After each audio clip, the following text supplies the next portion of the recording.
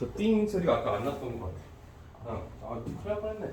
연락학 영법칙은 이제 열평형에 대한 거니까 열평형에 대한 얘기다 해가지고 잡아주면 될 것 같고 해야 되는 개념들은 다 하겠지만 아주 디테일하게 좀 여유 있게 할 수 없는 상황이죠.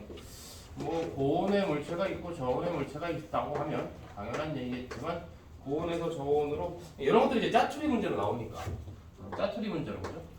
이제 이동하는 열을 Q라고 하고 이제 이걸 열 에너지라고 하는 거고 당연히 단위는 킬로칼로리가 되겠죠. 당연히 고온의 물체가 잃은 열이랑 저온의 물체가 얻은 열은 당연히 같겠지. 열량 고리 법칙으로. 그래서 이제 보통 고온의 물체는 Q라는 열을 잃었다라고 해가지고 마이너스 Q 이렇게 보통 쓰고요. 열을 이제 얻으면 플러스 Q 이렇게 쓰지. 마이너스 잃었을 때를 마이너스 Q, 얻었을 때를 플러스 Q라고 잡는다는 거 자체는 열역학 1법칙에서 Q는 델타 U 플러스 W에서 써먹어야 되니까 그죠? 기본적으로 알고 있어야 되죠. 단순히 그냥 뭐 한번 이렇게 얘기하나 보다가 아니고 마이너스 플러스는 이제 약속된 기호지. 그래서 알고 있어야 된다는 얘기야.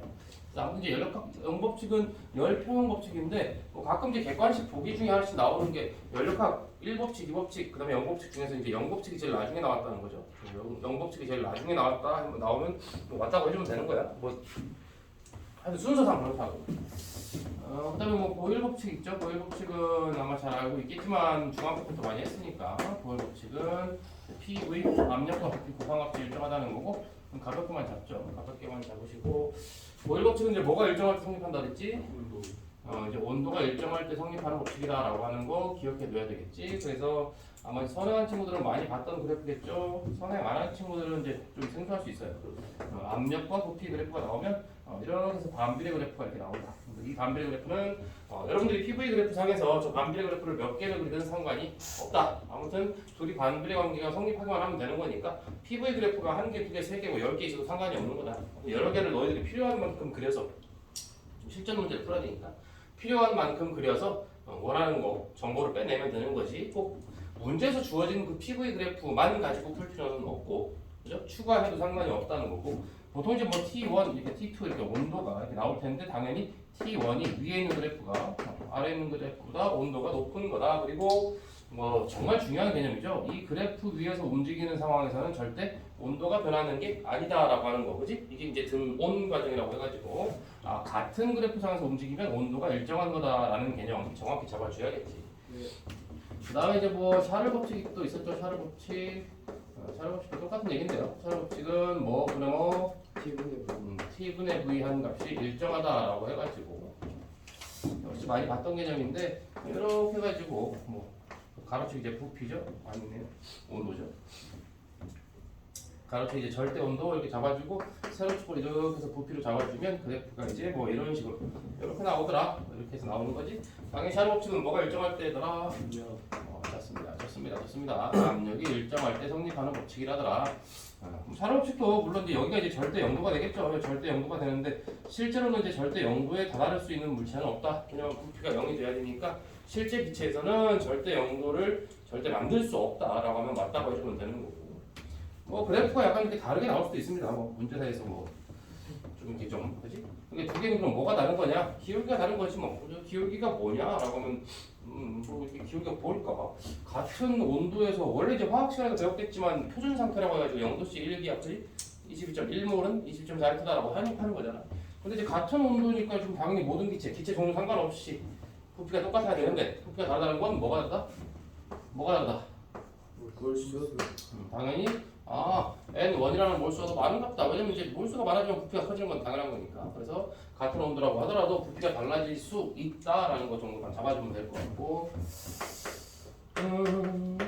보일-샤를 법칙 이 녀석은 조금 요물이죠. 조심해야 되지. 보일-샤를 법칙이라고 해가지고 이제 두 개 합친 건데 T분의 PV 한 값이 일정하다라고 하는 거죠. 일정한 건데 이것을 일정한 값을 이제 R이라고 놓고. 그럼 N1이 더 큰 거죠. 그렇죠? T분의 PV 한 값이 일정하다. 두 개 합쳐가지고 T분의 PV 한 값이 일정하다라고 하는 게 보일-샤를 법칙이었고 일정한 값이 나온다고 하니까 이상기체 상수라고 해가지고 0.082로 잡아주는 숫자는 몰라도 됩니다. 아무튼 그렇다. 그런데 뭐 아무리 생각해봐도 여기는 이 부피라고 하는 건 몰수가 많을수록, 그죠? 몰수가 클수록 부피가 커지는 거니까 저게 무작정 맨날 똑같다는 뜻은 아니고 어떤 뭐 실린더 같은 데 들어있는 기체의 양이 정해져 있는, 그죠?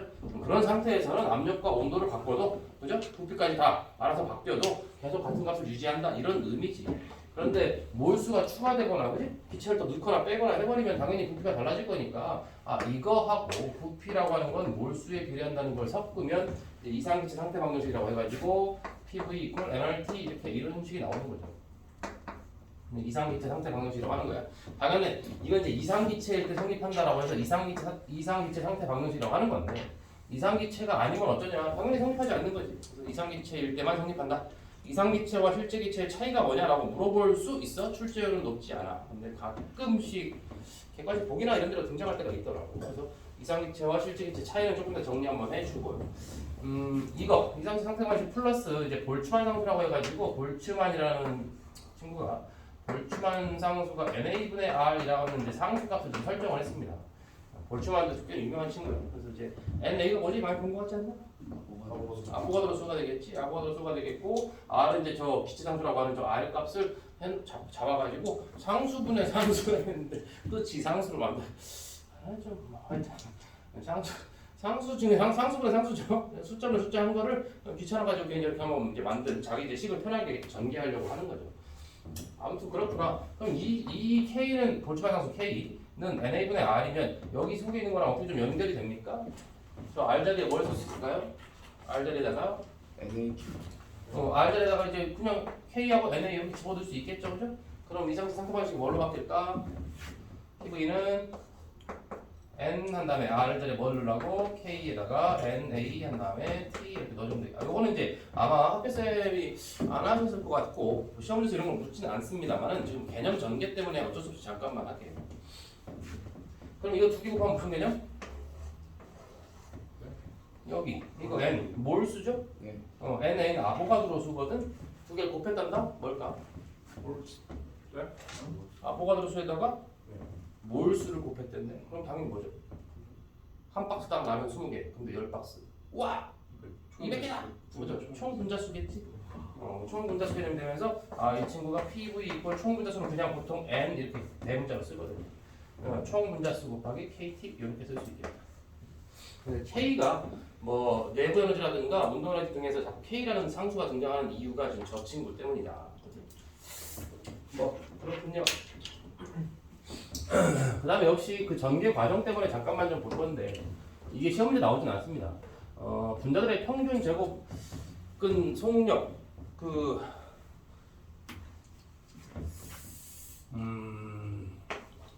RMS 값이라고 하면 이거 몰라도 되죠, 그죠? 제곱 평균 제곱근 속력이라고 하는 건데 수학시에 아마 선행을 했든지 배웠나 모르겠네 지금 수학을. 하여튼 제곱 평균 제곱근 속력이라고 해가지고 분자들이 여기 교수도 마찬가지야. 분자들이 움직이는 속력이 다 다르지.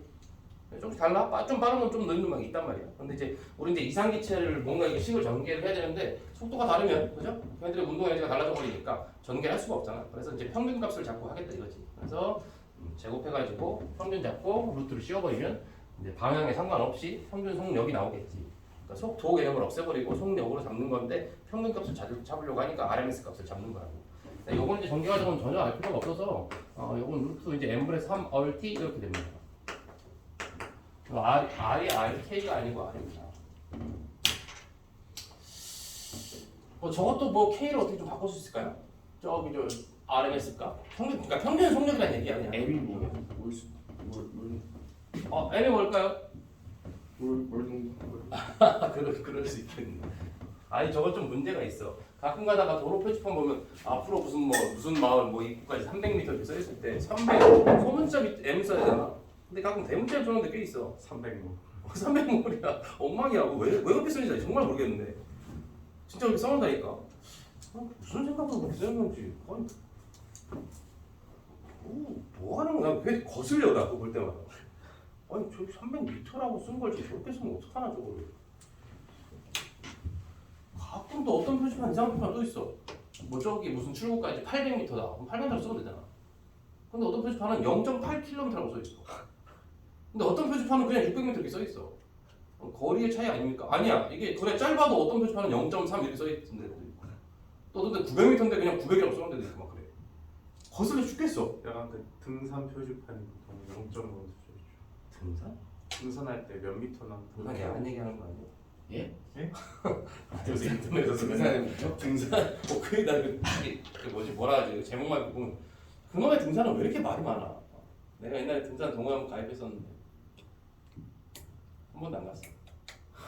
가입해서 갈라 했는데 그런 얘기가 들리길래 오씨나 그런 거 싫은데 아줌마들이 뭐라고? 찝쩍거린다고 막 싫은데 나 근데 20대 때거든. 싫어 안 갈래. 미쳤냐? 이게 뭐 하는 짓이야? 그래서 M은 분자량입니다.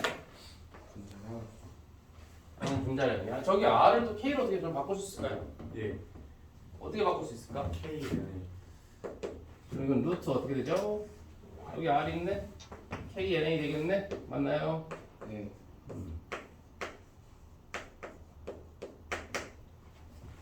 뭐가 좀 달라집니까? 글쎄요. 뭔가 남의 생각이 있나요? 분자량분의 학교에서 이런 거 안 했지 강민아? 학교에서 맨날 뭐 하셨냐? 총분자수. 학교에서 이런 거 안 했을 거야. 잠깐 정제 때문에 하는 겁니다. 전혀 몰라도 돼요 사실은. 그래서 라셈이 뭐였죠? 이거 분자량이라니까. 어디다 갔다 왔냐? 분자량은 어떻게 해? 분자 한 개 질량을 M이라고 잡으면? 분자량을 분자 한 개 질량을 M이라고 잡으면? NA MNA겠네. 맞죠? 누가 사라지죠? 아보가드로스. 아보가드로 사라집니다. 그래서 루트 민 스퀘어. 그러니까 V RMS 값은 결국 뭐가 되시기? 루트 뭐? 스몰 M분의 3KT 이렇게 되겠죠. 지금 이 얘기를 하려고 하다 보니까 어쩔 수가 없습니다. 첫 번째 시간은 이론하고 혹시 문제 다 못 풀면 뭐 노문달로 올려주면 되는 거니까 너무 급하게 하지 맙시다. 이거는 왜 하는 거냐면 우리가 이제 분자 한 개당 운동 에너지를 조금 알아야 되거든요. 그래서 이 K인데 당연히 여기서 운동 에너지를 구했어. 당연히 2분의 랭귀지 하면 되겠지. 근데 거기에 V 값이 당연히 뭐겠어? 평균 속력을 넣어야 그죠? 분자들의 전체 평균 값을 알 거 아니야? 그래서 이제 얘도 평균을 구하려다 보니까 평균 속력을 알아야 됐었고 그래서 이 친구를 S 이렇게 하고 있었다. 지저분한 짓을 하고 있었다.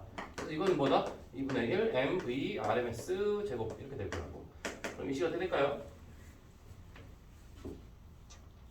그러면 M이니까 루트 M인데서 2분의 1 루트 3KM 제곱인데요. 제곱이네요. 그럼 이분의 그냥 3KT 이렇게 됩니다. 그래서 이 친구는 알아서 나쁠 거고. 분자 한 개당 운동 에너지는 2분의 3KT라고 하는 식이 튀어나오는데 요거를 그냥 보고 끄덕끄덕 뭐 해도 되는데 우리는 여기서 이제 얻는 교훈이 뭐냐면 분자의 운동 에너지는 오직 뭐에만 비례하더라? 절대 온도에만 의존하는 값이더라. 그렇지? 절대 온도에만 의존하는 값이더라. 이 볼츠만 상수라고 하는 게 이제 그래서 있는 거죠. 이 상수가 다 없애버리려고 하는 거고, 절대 온도 T만 잘 달아. 그럼 그게 분자 한 개당 운동 에너지 값이다라고 하는 거예요. 저 R은 이상기체 상수예요. 네. 여기서 이제 너희들이 꼭 알아야 되는 개념이 여기서 나오는 거죠. 자, 결국에 이것 때문에 멀리 돌아왔습니다. 자, 내부 형제라고 하는 거 많이 들어봤지? 내부 형제는 이제 기호로 우리가 U라고 쓰죠. U, 대문자 U, 형제라고 쓰고 내부 형제가 뭡니까? 내부 형제라고 하는 건 분자들이 가지고 있는 에너지의 총합. 그런데 이게 이상기체이기 때문에 이상기체는 분자 간 인력을 무시해가지고 포텐셜 에너지를 무시하거든요. 그래서 분자들의 총 운동 에너지만 합하면 된다 이런 개념이 된다고. 아주 단순하게 푸는 거지. 그래서 분자들의 총 분자 개수, 대문자 n 분자 수, 총 개수, 그리고 뭐 분자 한 개당 운동 에너지의 평균값 이렇게 곱해주면 되겠네, 그지? 그러면 총 이제 분자들의 운동 에너지 합이 될 거 아니야. 근데 우리는 그걸 뭐라고 부른다? 분자들의 총 운동 에너지라고 불러도 되는데 그걸 내부 에너지라고 부르기로 했다 이 얘기지. 내부 에너지라는 말은 이런 말이구나. 결론적으로 뭐가 됩니까? n에다가 뭐가 되죠? 2분의 3 이렇게 되겠죠? 왜 N2K예요? 분자들의 분자 수, 총 분자 수. 근데 너 설명했잖아, 이씨. 분자 수, 분자 한 개당 운동 에너지. 필기하는 거 들었어요. 분자 한 개당 운동 에너지 곱하기 총 개수. 죄송해요. 그럼 총 운동 에너지.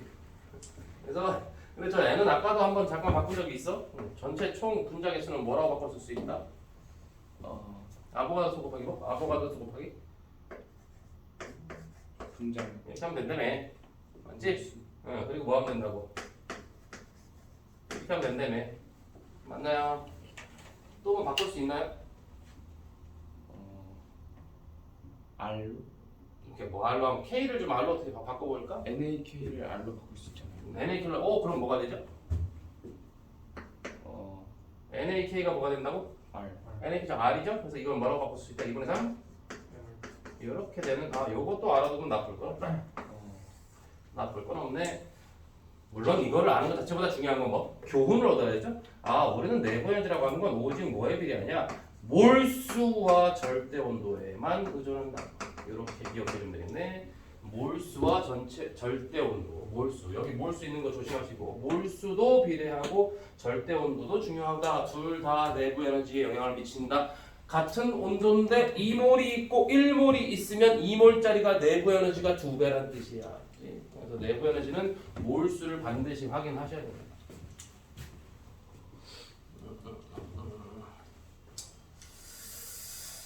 그 다음에 기체가 한 일도 하나 해야 되겠네요.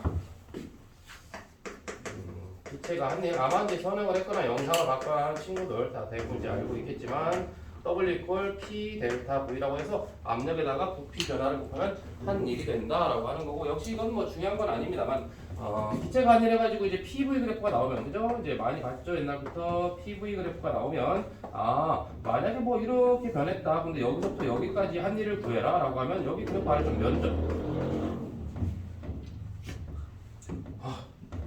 그래프 아래 좀 면적 구해주면 된다, 그지? 그게 뭐 PV니까 당연히 그건 접근을 해야 되겠지만 이제 그렇게 물어보지는 않을 것이고, 반드시 니네들한테 물리학 원에서는 이제 얼마보다 크냐 작냐, 그죠? 삼각형 면적 딱 나오게 해놓은 다음에 그거보다 작다 크다 뭐 같다 이렇게 물어보는 정도이지 적분을 써라 뭐 인테그랄 써라 이렇게 하진 않는다는 거죠. 조금 조심해야 될 거 하나는 이제 얘네들이 이게 단순하게 이제 저런 식으로 한쪽 방향으로 쭉 가는 거면 괜찮은데 이 친구가 이렇게 갔다가 뭐 이렇게 돌아와서 이렇게 순환 과정을 거친다고 할 때가 있어, 그죠? 열기관 나올 때 저는 당연히 뭐 요렇게 갔을 때 한 일의 양은 여기 전체 아래쪽 면적, 돌아올 때는 아래쪽 면적만큼 일을 받았다라고 하는 거지. 맞나?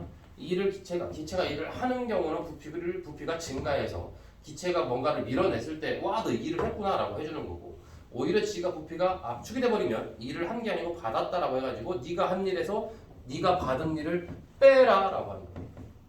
뭔 말인지 아나? 그래서 시험 문제 풀 때 조심해야 돼. 뭐 하나의 순환 과정에서 기체가 한 일 이렇게 물으면 순수히 한 일을 묻는 거야. 순수하게 한 일, 알짜 일을 묻는 거라고. 그러니까 얘가 한 일에서 받은 일을 빼야 순수하게 알짜배기 일이 나오겠지. 그러니까 그 말은 무슨 말이야? 여기 안쪽에 갇힌 이 공간의 면적이 순수하게 한 일이 된다는 뜻이. 저 모양이 어떻게 나오든 마른 뭐가 나오든 뭐가 나오든 간에 세모거든 네모든 동그라미든 간에 아무튼 그 안쪽에 갇힌 면적이 순수하게 한 일이 된다. 밑에서 올라갈 때. 아니라니까. 올라가는 게 아니고 이거 내가 그냥 그린 거고, 뭐 이렇게 갈 때 기체는 일을 하지. 이렇게 하면 일을 안 해. 부피 변화가 없으니까. 델타 V가 없으니까. 이렇게 하면 일을 받잖아. 그러니까 다시 일을 안 해. 그러니까 이때 이렇게 갈 때는 일을 했는데 그 한 일의 양이 쭉 그래프 안에 좀 면적을 구해주면 된다.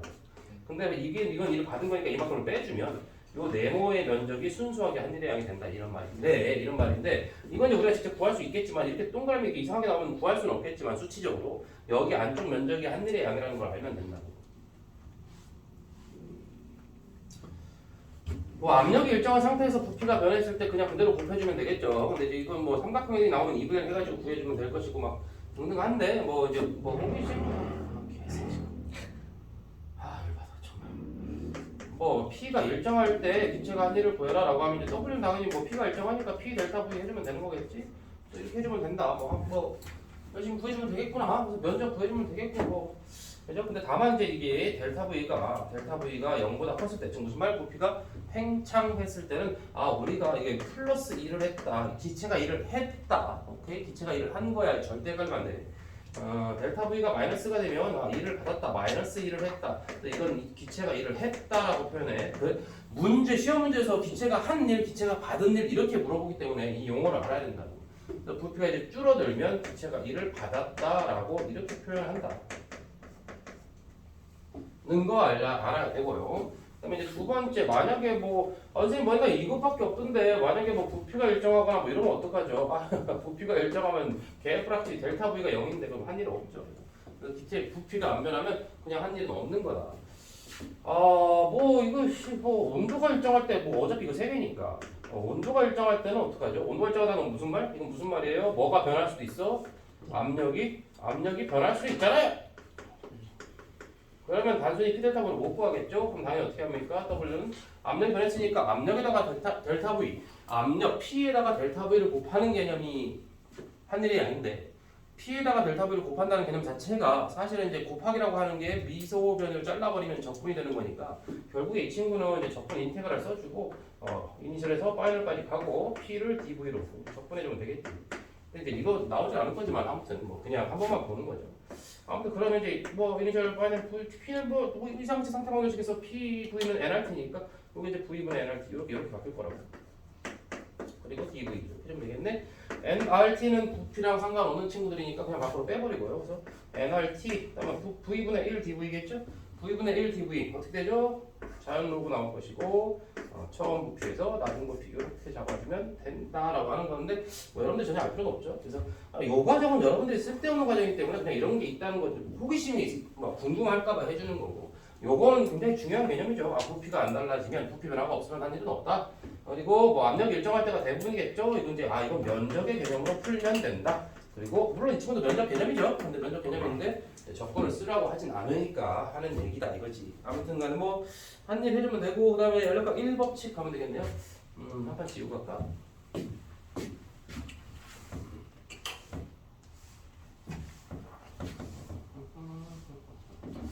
문제가 조금 어려울 수 있습니다.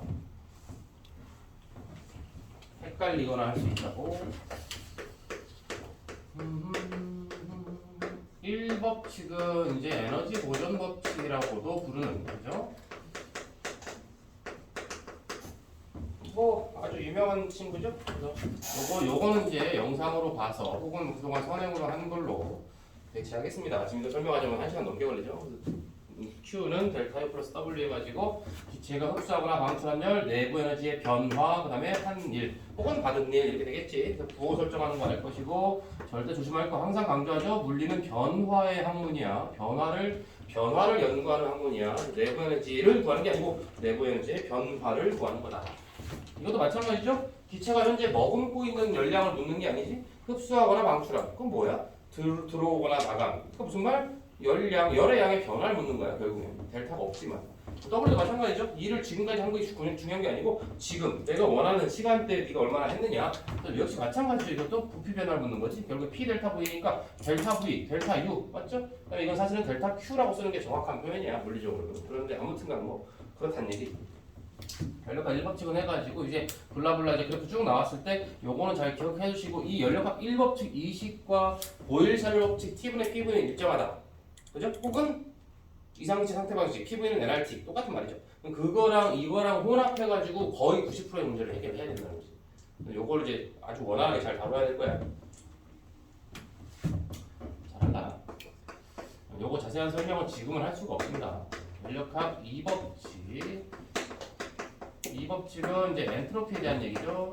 엔트로피는 이제 기호로 보통 이제 S라고 쓰는데 아무튼간에 이제 연락각 이 법칙 잘 알고 있죠. 모든 자연현상은 엔트로피가 증가하거나 일정하거나 증가하는 쪽으로 일어난다. 그래서 뭐 가역 반응, 비가역 반응, 뭐 가역 과정, 비가역 과정 뭐 이렇게 하는데 뭐 가역 과정, 비가역 과정, 그러니까 원래 상태로 정확하게 돌아올 수 있는 걸 가역 과정, 원래 상태보다 조금씩 뭔가가 에너지가 줄어드는 쪽으로, 그죠? 추가 움직이다가 점점 멈추는 쪽으로 그런 걸 비가역 과정이라고 부르지. 이 잉크가 퍼져가지고 다시 거꾸로 돌아오지 못하는 거 비가역 과정이라고 한다 이런 거지. 아무튼간 가역 과정이라고 하는 건 델타 S, 즉 여기서 S는 시간이나 면적 이런 거 아니고 엔트로피야. 엔트로피는 이제 무질서도라고도 부른다고 하는 거죠. 얼마나 무질서하냐 이거지. 아무튼 델타 S, 그러니까 무질서도의 변화량인데 가역 과정은 델타 S의 변화, S 엔트로피 변화가 없는 게 가역 과정이고 비가역 과정은 델타 S가 커지는 과정이다. 그래서 두 개 묶어 보니까 자연 현상이라고 하는 건 절대로 엔트로피가 작아질 수는 없구나라고 이해한다는 거지.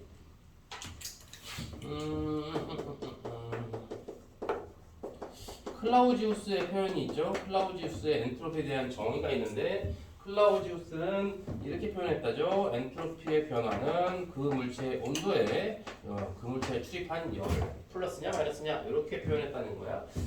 이 친구가 이렇게 얘기했다는 거죠. 그래서 이제 뭐랄까요, 그래서 이렇게 해서 고온의 물체가 있고 저온의 물체가 이렇게 그래 잠깐만 잡아주면 이렇게 해서 열량 Q가 이동했다라고 하자. 이걸 A라고 하고 이걸 B라고 하면 A는 지금 고온이다, B는 저온이다. 그럼 A에서 B로, 고온에서 저온으로, 그지? 열이 이동했다 이 말이지 뭐. 그래서 그러면 이제 엔트로피가 변했을 거 아니냐? 열의 출입, 델타 Q가 존재한다는 것 자체가 엔트로피가 이제 변했다라는 의미가 된다.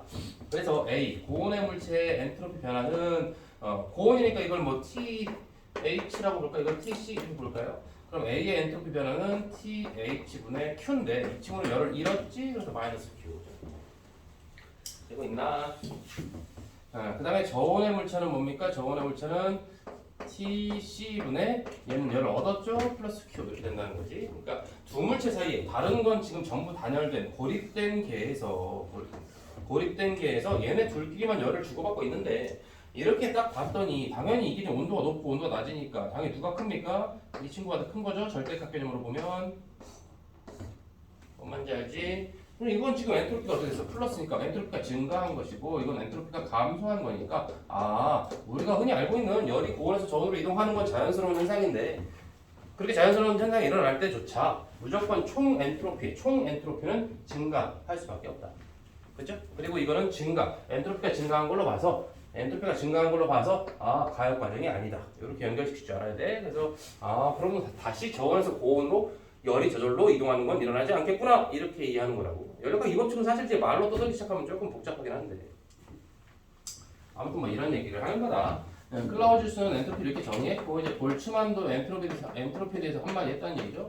볼츠만은 엔트로피의 변화가 아니고 그냥 엔트로피라고 정의를 하는 건데 볼츠만 상수 K에다가 자연 로그에다가 W 해가지고 이 W는 뭐냐면 여기서 경우의 수라고 하는 겁니다. 그러니까 확률이죠. 그러니까 볼츠만은 엔트로피를 확률로 봤다. 확률이 높은 게 엔트로피가 큰 거다. 그러니까 자연현상은 엔트로피가 커질 수밖에 없다는 말과 자연현상은 확률이 큰 쪽으로 일어난다라는 말은 똑같은 말이다. 빠른가? 알아듣고 있는 거지. 내가 누차 얘기했잖아. 성냥개비 100개 던졌는데 우연찮게 탑이 쌓아질 확률은 거의 없다.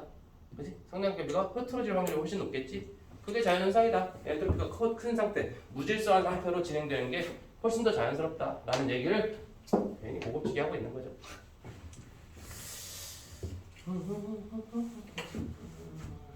기관을 좀 알아봐야 될 것 같아요. 열기관까지는 보고 이제 바로 문제풀이 들어가야죠. 학교에서 선생님 열기관 어떤 거 다루셨나? 스털링 기관 하셨나? 스펠링 카라노 까로는 당연히 했겠죠. 까로는 당연히 했을 것이고 가솔린 엔진 하셨나? 가솔린 엔진? 디젤 엔진? 스털링 엔진? 스펠링하고 카라노가 스털링은 따로 그 펌프 왔다 갔다 하는 것까지 하셨을까? 그냥 언급만 하셨겠지? 기억이 안 나는. 왜 기억이 안 나? 까르노 그럼 가솔린을 굳이 할 필요 없고 스털링? 내가 미션 하나 줄 거야. 잘해야 돼. 그러면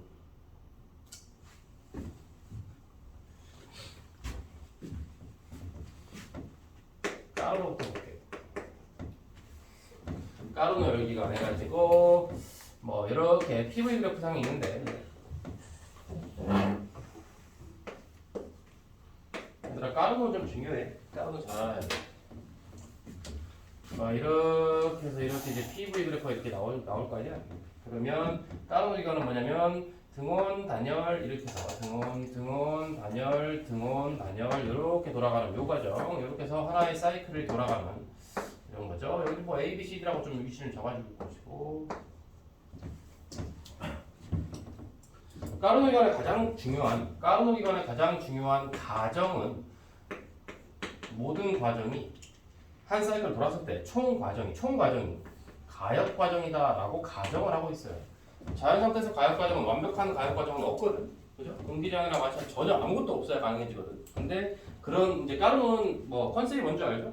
열 효율이 가장 좋은 열기관 엔진, 자동차나 선박, 비행기 엔진을 만들려면이라는 가정하에 출발한 거라서 그런 마찰이나 이런 것들 없이 그냥 순수하게 100% 가역 과정이 가능하다면이라고 가정을 하고 출발하는 거라고. 아무튼간 이제 여기가 이제 등원 과정이고요. 이제 온도 이거 T1이라고 할게. 이거 T2라고 하자고. 이거 등원, 이것도 등원 과정. 이거 무슨 과정인지 알아야 됩니다. 그다음에 이거는 단열 과정, 이것도 단결 과정. 이게 열의 출입이 없다는 얘기지. 뭐 이렇게 된다는 거죠. 이게 까르노고, 그 다음에 스털링 엔진이라고 부르는 건데 이제 보통 여러분들이 맨날 문제를 풀었는데 그게 스털링인지 몰랐을 뿐이야. 스털링 기관 혹은 스털링 엔진은 똑같아요. PV 그래프가 있는데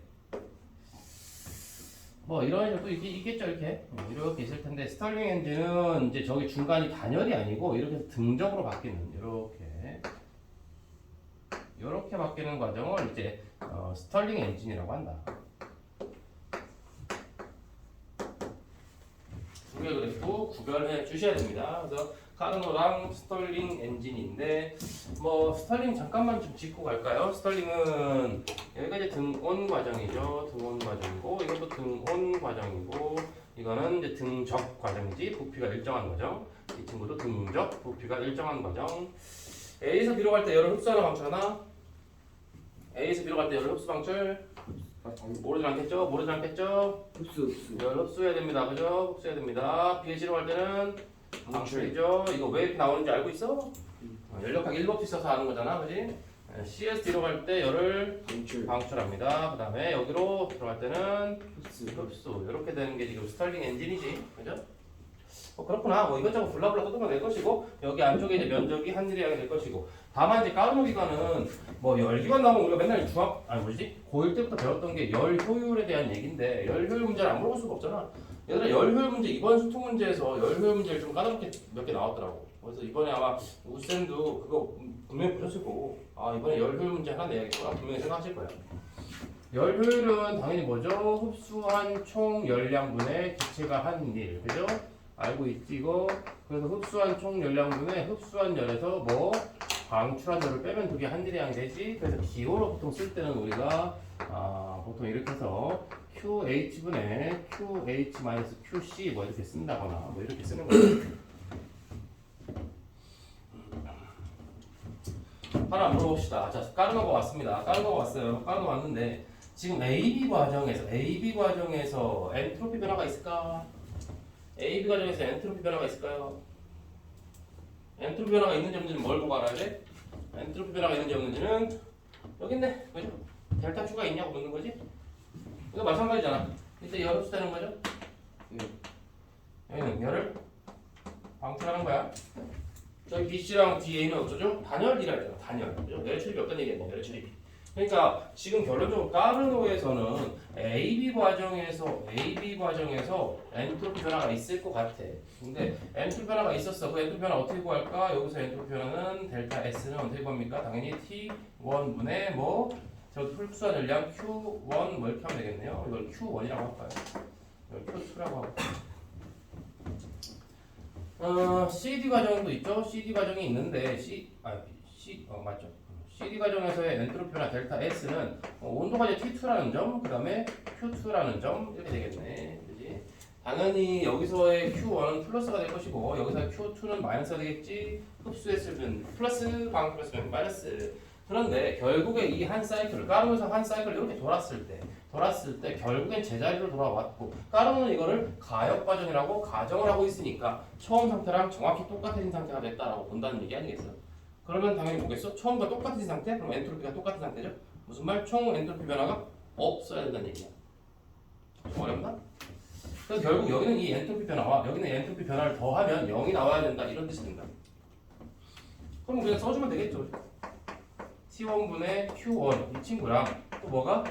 T2분의 Q2가 같아야 된다 이거죠. 저 양이 저 변화량이 똑같아야 된다는 얘기라고.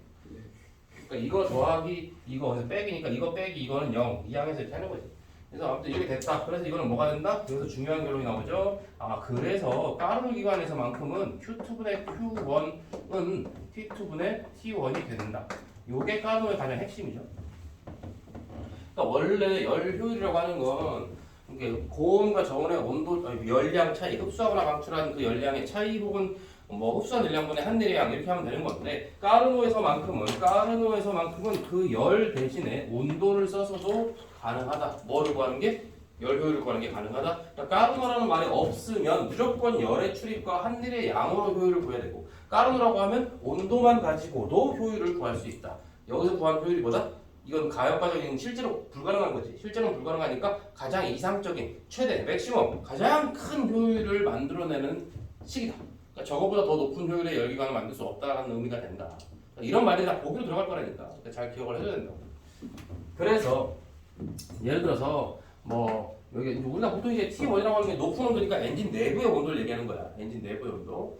엔진 내부의 온도가 300도, 뭐 400도 정도 되니까 디젤은 500도까지 올라가는데 아무튼 뭐 300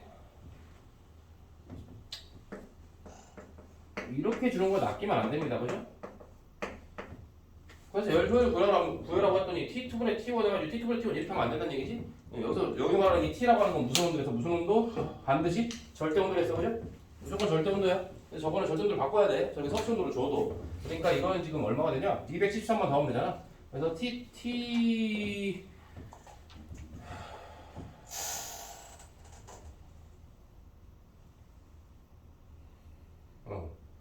얘가 얼마지? 얘가 몇 켈빈? 600켈빈이고 얘는 뭐 이거 300켈빈이죠.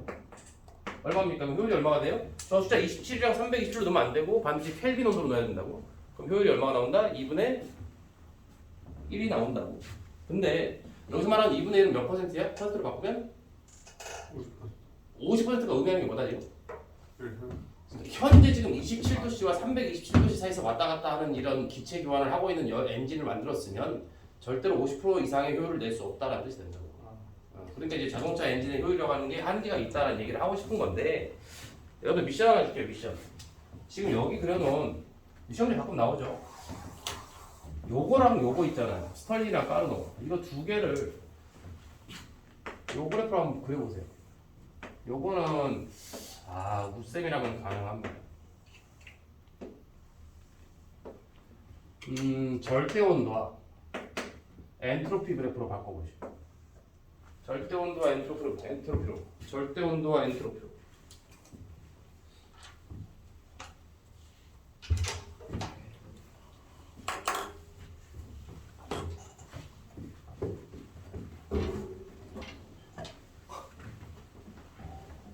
바꿀 수 있을까요? 저거를 바꿀 수 있으면 아주 훌륭한 건데.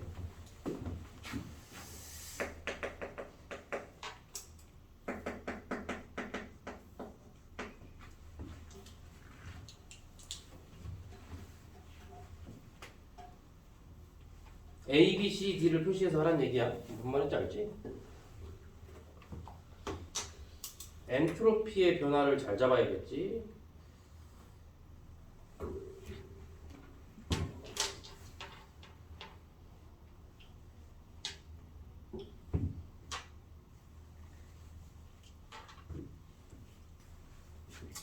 시간도 없는데 빨리 해야지.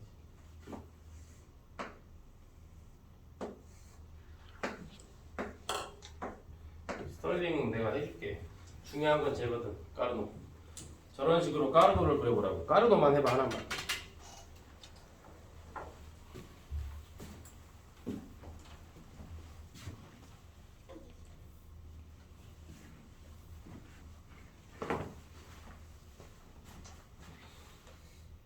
이 초점 또 안 잡혔네.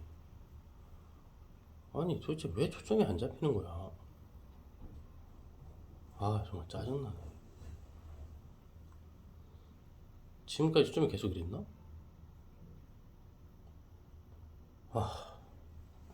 정말 멍청한 휴대폰이야.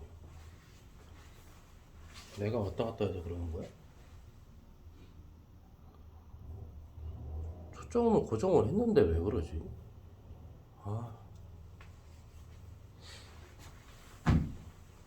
그랬나?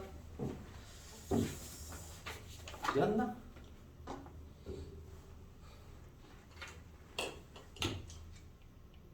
전시 그랬나? 삼각형은 아니고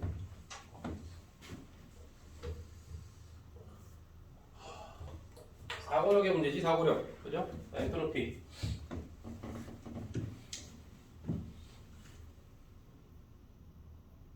엔트로피가 있겠죠. 클라우지우스 거. 그죠? 엔트로피. 생각하고 절대 온도는 뭐 이게 지금 그죠? PV 그래프가 자체가 이제 온도가 일정할 때 그래프니까 그걸 활용해서 그래야 되는데 잘 되냐 이거죠? 까르노만 해보자고. A에서 B로 갈 때 온도 안 변하죠? A에서 B로 갈 때 온도 안 변하죠? 맞지? 등원. 근데 어때 이거 열 흡수에 방출해? 열 흡수 안에 열 흡수했답니다. 열 흡수했답니다. 플러스 엔트로피가 증가했겠네. 그지? 엔트로피 증가하고 온도 일정함. 그러니까 뭐 이런 식으로 나와야겠네. 무슨 말인지 알지? DS로 갈 때 무슨 일이 벌어졌어? 까르노에서 BS로 갈 때 단열 과정, 열의 출입이 없다는데 그럼 엔트로피 변화가? 엔트로피는 열의 출입이 있어야 변해. 변화가 없어. 근데 온도가 어떻게 됐어? T1에서 T2로 내려왔지? 그래서 이거 내려줘야 되겠네. 이런 식으로 해서 이제 생각을 할 줄 알아야 됩니다. 이렇게 해서 C, D 뭐 이렇게 된다. 네모가 된다. 왜냐면 시험 문제에서 맨날 PV 그래프만 나오는 게 아니고 PV 그래프도 나오고 TV 그래프도 나오고 PT 그래프도 나오고 TS 그래프도 나올 수 있다. 흔한 일은 아니지만 이런 거 하나 잘못 걸리면은 거의 손을 못 댈 거거든요. 그래서 한 번 정도는 좀 건드려 놓는 게 좋다. 아씨 동영상 짜증나. 동영상 이제 잡혔어. 씨. 어떤 거?